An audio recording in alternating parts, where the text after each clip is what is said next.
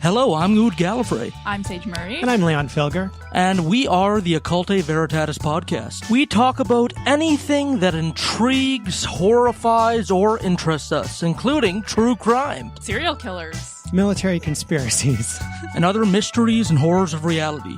So get cozy with your favorite alcoholic beverage. Smoke a joint or two. Only if it's legally purchased medicinal marijuana, of course. And tune in. We would love to have you. You would. You can find all of our links, all of the ways you can subscribe, and the rest of our bullshit at www.ovpod.ca. We hope you listen in soon.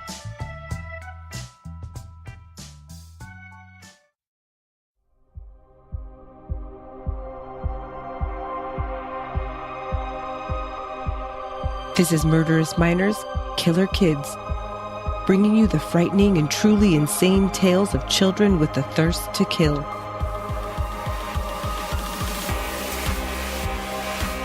Kindergarten through 12th grade murderers.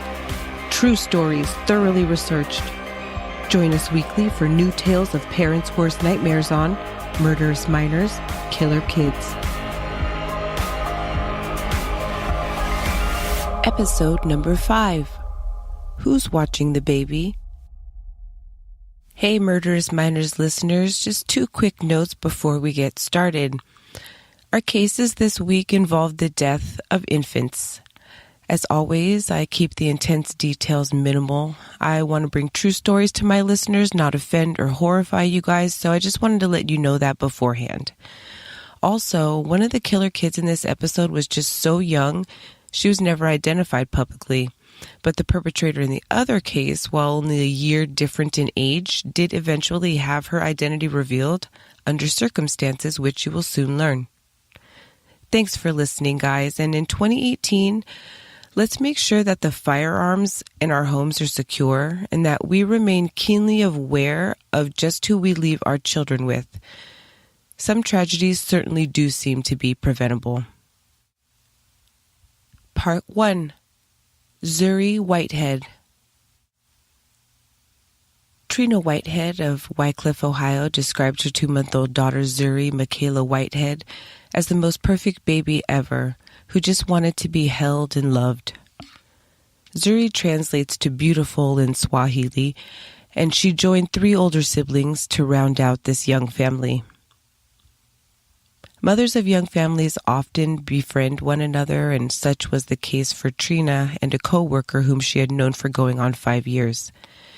This friend had an 11-year-old daughter, and around 9:30 p.m. on February 5th, 2015, they called Trina to see if they could keep baby Zuri overnight. Her friend's daughter had suggested it as a nice break for the new mom, to give her a so-called night off from having an infant. Although reluctant at first, Trina later says that they were so excited and insistent at their idea, she eventually gave in and got the baby ready. She definitely trusted her friend. The two were already out and about near the Whiteheads' home, so it wasn't long before the baby was picked up and taken over to Trina's friend's house for a sleepover. Her friend lived on the 1500 block of Ridgewick Drive with her 11-year-old daughter, and it's there that around 3:30 a.m. of February 6, 2015, she woke on the couch to see her daughter holding Zuri, whose head was visibly swollen and bloodied. She was struggling to breathe and seemed to want to open her eyes, but couldn't. Baby Zuri was rushed to West Hospital by ambulance and was quickly airlifted to Rainbow Babies and Children's Hospital, where she underwent surgery, succumbing to her injuries before surgeons could repair the massive damage. Those injuries included massive brain injuries sustained by repeated blows, liver, kidney, and spleen damage. There were multiple visceral injuries caused by blunt force trauma of the head, neck, torso, arms, and legs. The 11-year-old daughter of Trina Whitehead's self-proclaimed best friend was arrested and charged with murder. Wycliffe Police Chief Randy Ice said during a press conference following her arrest that the suspect showed no remorse whatsoever. He wasn't sure she had appreciated the full gravity of what she had done. He described the scene as the most disturbing he had seen in his 30-year career and stated that the child had no history of mental illness, although this would later be glaringly disproved. The department said they were looking into providing counseling for the first responders.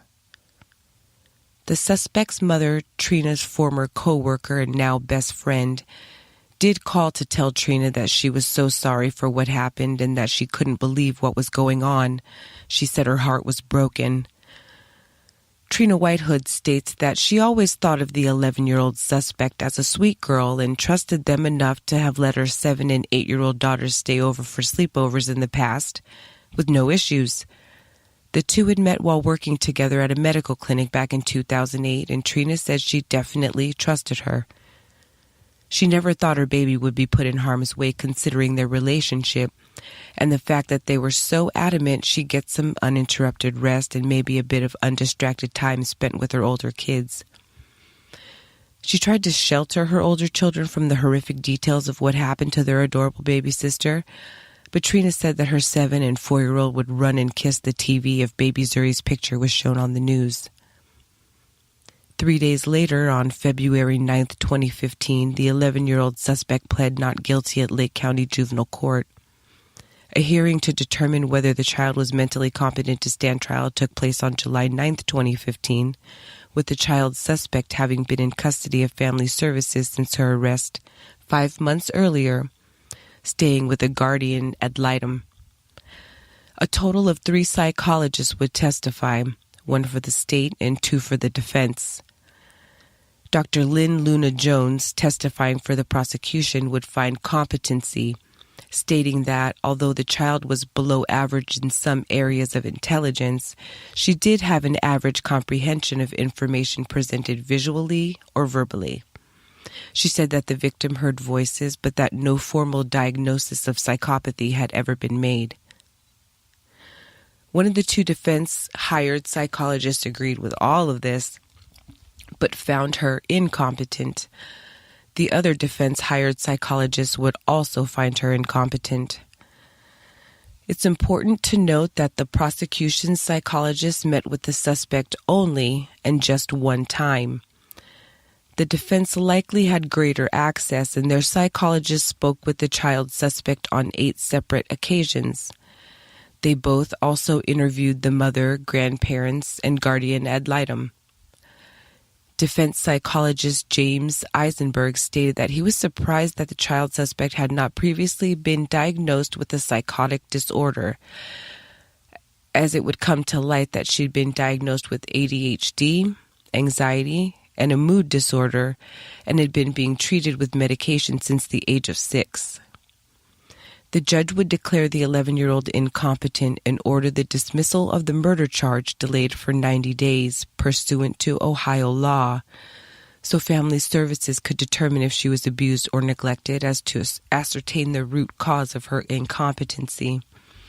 Family Services had not had any previous contact with this family, but 2 separate reports had been made to police by Wycliffe Middle School for violent behavior. Baby Zuri's family found themselves understandably disturbed at the thought of the child being released from custody in a mere 90 days, but the state assured them that more details would follow and not to worry about that possibility too much.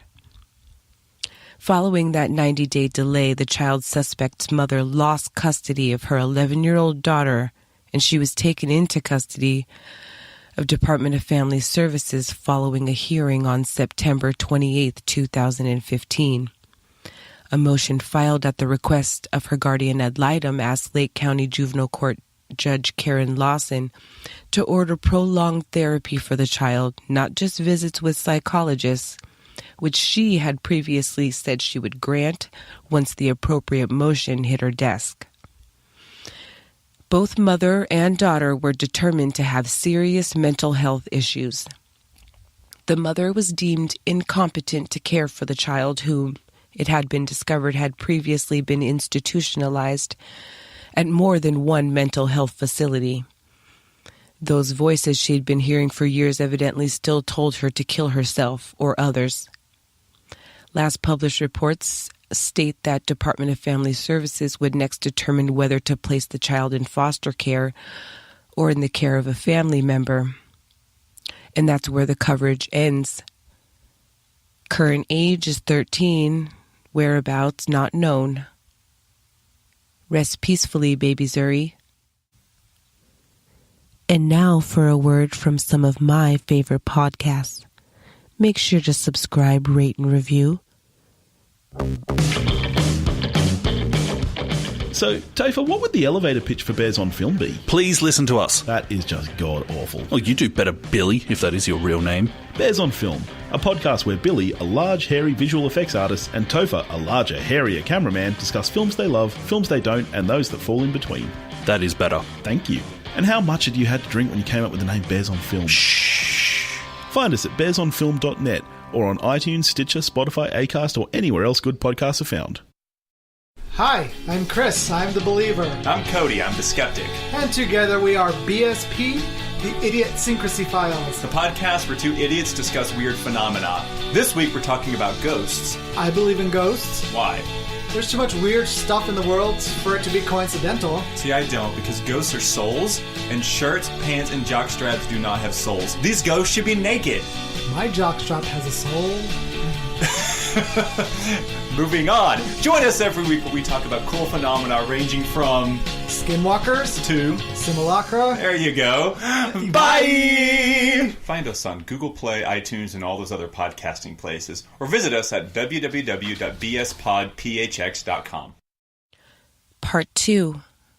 Brooklyn Foss Greenaway. Chubby-cheeked, 3-month-old Brooklyn Foss Greenaway and her 2-year-old sister Madison were the lights of their mother's life, living in Clinton, Maine. Working graveyard shift, it was necessary for young mom Nicole Greenaway to enlist the help of co-worker and fellow mother Amanda Huard to keep her daughters overnight. July 7th, 2012 was not the first time the girls would stay over, and the same rules applied, so Nicole thought. An adult needed to be present with the girls at all times, and they weren't to be left in the care of Amanda's 10-year-old daughter, Kelly Murphy. She was eager and helpful, but just too young for such monumental responsibility. Apparently, Amanda would break her friend's trust, putting the playpen and 2 little girls in the 10-year-old's room for the night.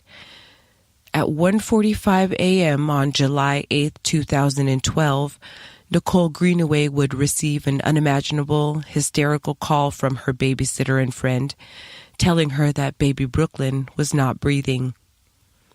Following the frantic ride to the hospital, Nicole would learn that her 3-month-old had not survived. When she saw Brooklyn later in the morgue, she saw bruises on her tiny cheeks and a black eye. Autopsy results would indicate suffocation and include a toxicology report showing trace levels of the same ADD medication prescribed to 10-year-old Kelly Murphy. Any death of a child under 3 years of age was automatically investigated in the state of Maine, and Stephen McCausland of the Maine Department of Public Safety said that investigators found troubling evidence even prior to the autopsy. 7 weeks later, on August 30th, 2012, Kelly Murphy was charged with manslaughter at the age of 10, making her the youngest person to be charged as such in recent memory, at least the past 30 years. If tried as a juvenile, the maximum sentence was 11 years in juvenile custody until the age of 21. Her attorney, John Martin, had no comment. The state would decide to prosecute Kelly Murphy as a juvenile, and Maine District Court judge would issue a special order barring recording devices from all proceedings. The manslaughter charge alleges homicide as a result of reckless actions or criminal negligence and was considered extremely unusual for a child of 10 years of age. At her first court appearance on October 22, 2012, the 11-year-old defendant looked at the floor and occasionally bit her fingernails, entering a plea of no answer to the charge of juvenile manslaughter in the death of precious 3-month-old Brooklyn Foss Greenaway. Her mother said at the time that both the Mandaquard and her daughter, Kelly Murphy, needed to go to jail. They both